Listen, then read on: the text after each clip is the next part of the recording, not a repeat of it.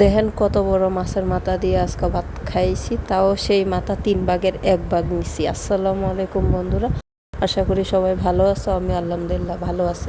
প্রথমে লুয়ে লইছি কাঁকরোল ভাজি দিয়া ভাতের সাথে ভালোভাবে মাইখা তারপরে মাখো মাখো করে খাইছি। অনেক মজা হয়েছে। কাঁকরোল ভাজি খাইতে আমি খুবই পছন্দ করি, তরকারি আমার তেমন ভালো লাগে না।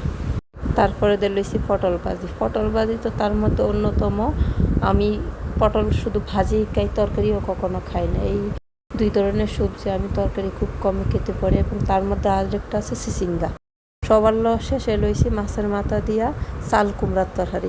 অনেক দিন পরে মাছের মাথা দিয়া চাল কুমড়ার তরকারি খাইছে। আমার কাছে তো সেই মজা হয়েছে। তোমরা কে কে মাছের মাথা দিয়া চাল কুমড়ার তরকারি খাইতে পছন্দ করো? আমার খাবার দেখে যদি তোমাকে লোভ লাগে তাহলে আমাকে বাসায় আইসা করো।